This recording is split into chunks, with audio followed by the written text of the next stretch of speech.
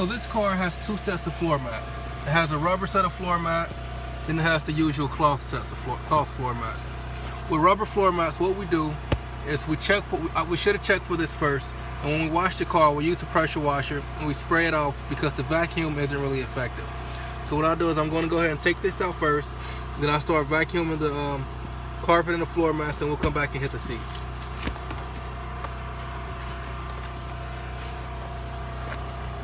We have two types of vacuum heads we use. We have the claw and we have the crevice. The crevice is for getting French fries and everything that falls in between the seats, corners, and spaces that this is basically too big to fit under. So we'll start with this one, then we'll move on to that.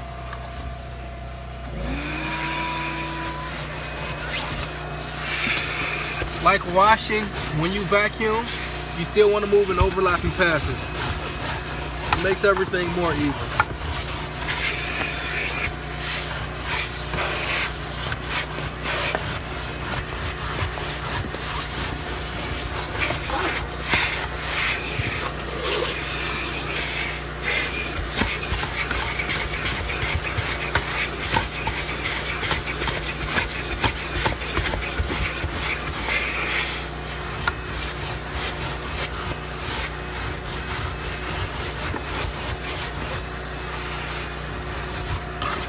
A lot of times to do a good job vacuuming, you really have to get on one knee.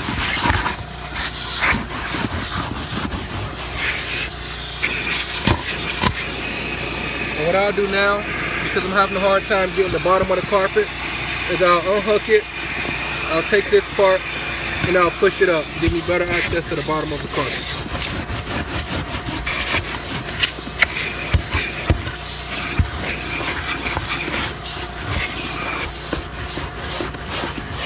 Black carpet is tough because you can see a lot of stuff in it, and everything you see can actually come up. Sometimes you get sand and stuff that falls down to the bottom of the carpet, and this shop vac can't get that out, but you'll still be able to see some of it through the carpet.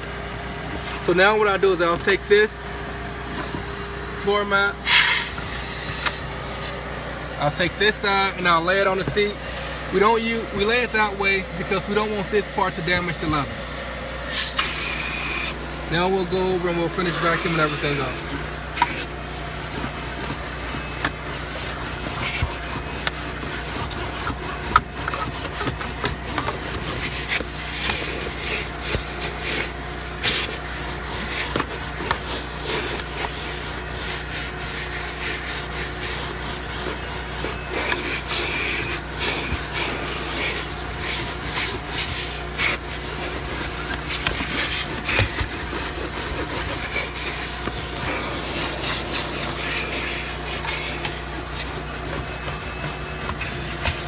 Now a lot of what's left on the carpet, this is what I was talking about, is lint. This lint doesn't come up from a shop vac. You can vacuum all day, but all the lint's not going to come up. So a black carpet, the test is when you shake it, does it pop up? Now you see nothing's popping up. That means everything on the carpet has either sinked to the bottom of the carpet or it's lint. And because this shop vac doesn't have any wheels or any brushes to get down to the bottom of the carpet, this is the best you can do with it. Now we're going to take the crevice tool and push it down in there, and we'll go get in here as good as we possibly can. Let's make sure the seat is scooted all the way back.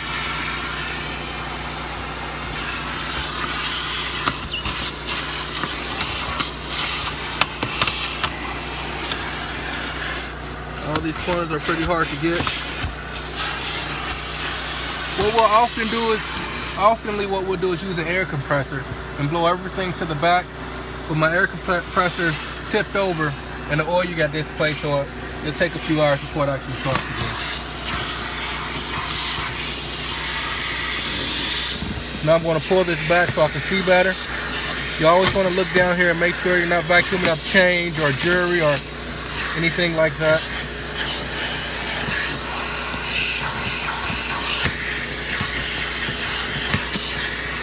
And now what we'll do from this point is I got out basically everything I could from this angle. Now what we'll have to do is after we're done vacuuming the front, we'll scoot the seat all the way up, we'll go up under the seat, and we'll vacuum out the rest of this. That's the most effective way when you don't have the air compressor. Now we're going to lay this back down on the floor.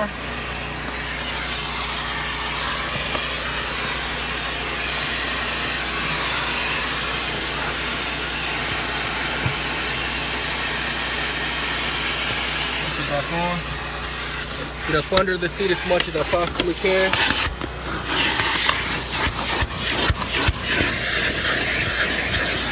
Black carpet is tricky. It's always stuff that looks like it should come up. Go over with the vacuum and it doesn't. Now I'm going to hit this side of the seat. And it's the same thing as the other side.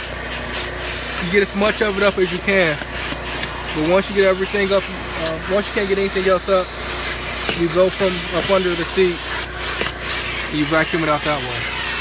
Now what we're going to do is vacuum the actual seat. Now the only part of the seats that really hold dirt is here. Everything won't come out. Some of that stuff it needs to be detailed to get out. But for the majority of it, you take your crevice tool, you push down a little bit, but not too hard because you don't want to scuff the leather.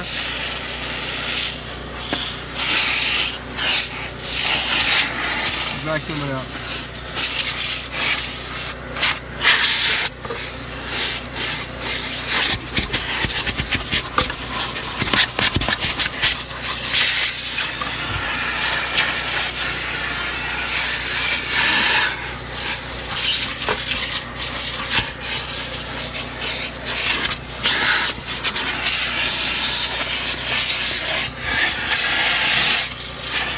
Now some seats, let me get that driver's seat.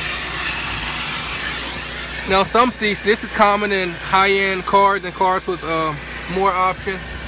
This part of the seat actually pulls out. On Mercedes, there's a button on the side that lets it out. On this, it's more of a manual.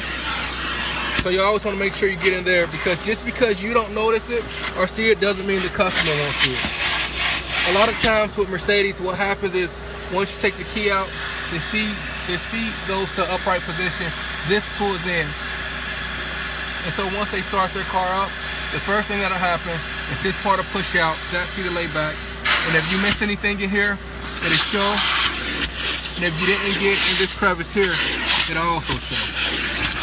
You always have to be careful of those things. You always want to be careful how you jam this down.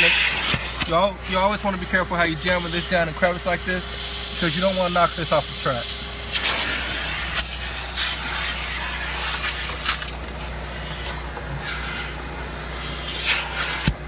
Now I'm going to show you how we're going to go under the seat and vacuum the back.